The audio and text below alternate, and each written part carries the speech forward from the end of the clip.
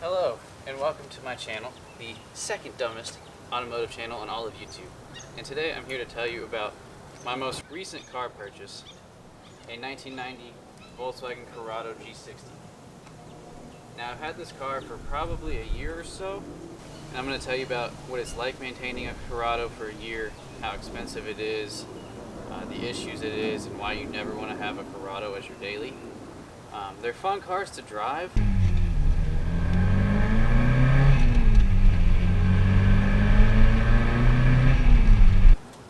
But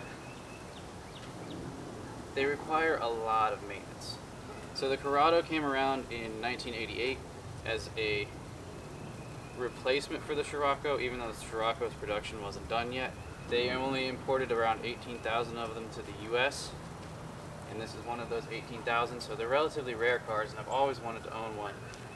And this has been one of those like childhood dream come trues, and they say never to meet your heroes, and for good reason. Let's get into some specifics about this particular Corrado. It's the G60, so it has a 1.8 liter supercharged 4-cylinder with the scroll G-ladder supercharger, and it's called the G-ladder because it's literally shaped like a G. It has a full VIS body kit all the way around, and it had that when I got it, and I like it. It's kind of cool.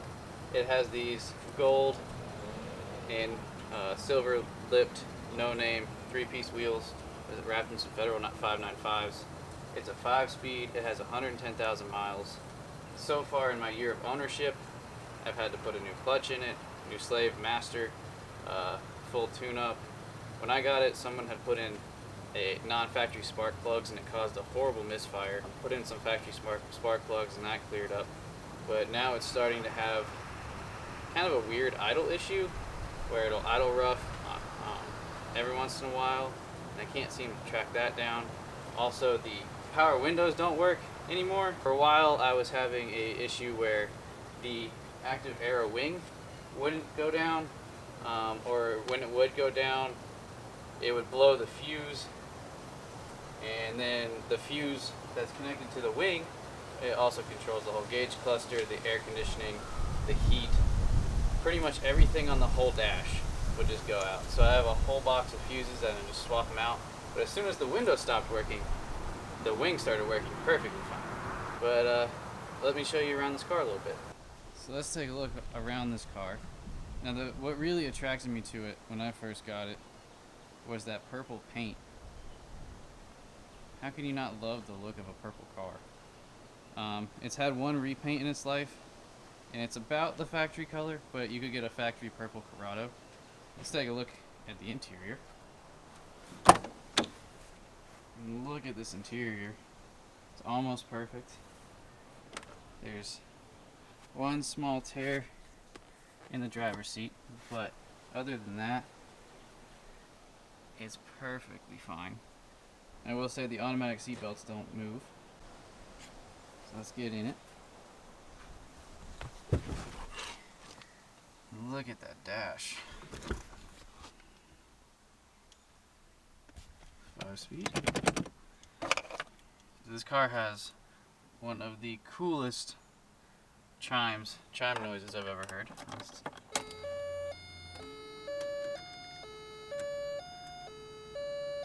It has a digital clock in the dash that you can also change to have a trip timer, your MPG, how many miles you've driven in a certain trip, miles per hour, which doesn't really work, and your oil temp, and the outside temperature, which is relatively cool for a 90s car.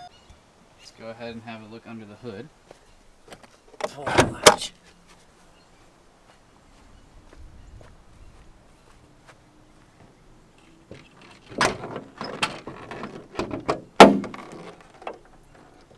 Oh yeah.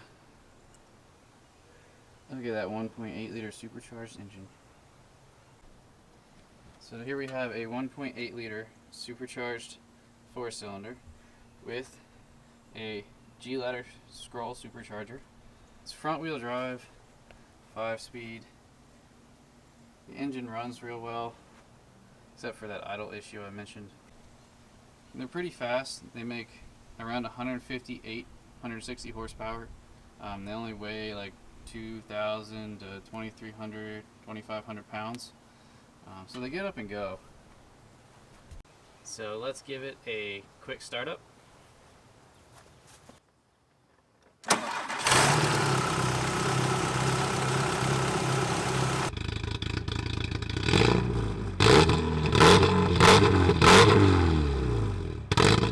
So the Corrado is a blast to drive, so let's take it for a drive and then we'll come back and I'll explain why I'm not going to be keeping this car.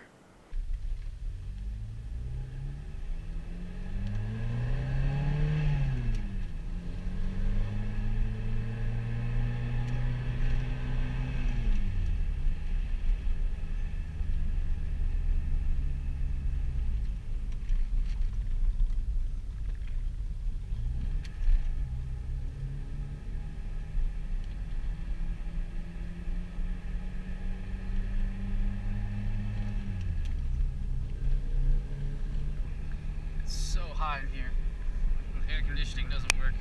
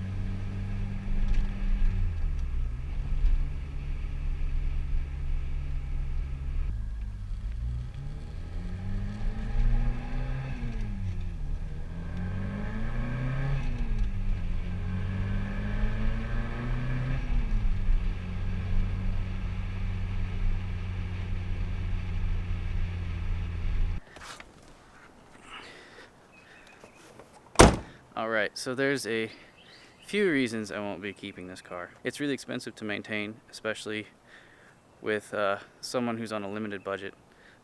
It breaks a lot, and since I bought it, I've already sunk like $2,000 into maintaining it, keeping it on the road, and it's still giving me issues. And I know that's a thing with old Volkswagens, and as much as I love this car, it's just time to move on to something else. I think you'll like what I'm moving on to, because I'm trading it for another rare, not seen everyday car. With that being said, I've kind of had the idea to start getting weird, unusual cars that most people don't see every day, and own them for a year or so, and document them and tell you all about the experience. Tell you about how it was living with the Corrado, which was not fun, but also had its moments of fun. Owning a Corrado is not financially stable, but hopefully the car I'm trading it for will be. So the Corrado has been a fun car, no doubt. It is a fun car to drive. It's one of the best driving cars that I've ever driven, and I would definitely recommend driving one if you get the chance. I don't know if I would ever recommend owning one per se, because they are extremely expensive to maintain, as is any old car, but especially old Volkswagens, because you have to, most of the parts they don't make for this anymore, like Volkswagen doesn't support it at all. So you have to get aftermarket, third-party parts, mostly from Europe, which is time-consuming, expensive, and a lot of these things you need like a specialty Volkswagen mechanic to work on. So I've just kind of had it, and it's time to move on. Moving on to something rare, American, hopefully more reliable, and we'll see where that goes. But owning this car for a year has given me the idea to keep getting weird and unusual cars, own them for a year, and then document the experiences, repairs, costs, all that kind of thing. So to own the Corrado for a year, it costs $4,000 to buy, with tax, tag, and title and all that stuff. I've put about $2,000 of work into it, with just tuning it up, fluid changes, new clutch, slave, master, and it still doesn't run perfect. It idles weird, and I can't figure that out, and it's time to move on. But I'm sure you'll like the surprise that's coming next. So I hope you all understand why I'm not keeping this car and why I want to move on to something else. I just think it'd be more fun, and I get to own more cars that I've always dreamed about owning and driving and having every day. And I'll get to experience more stuff and get more out of life. But thanks for watching, and have a good day. Oh, and I almost forgot. I know someone's going to ask, so I'll throw in a clip at the end of the active arrow going up and down. Why is it so hard to let you go?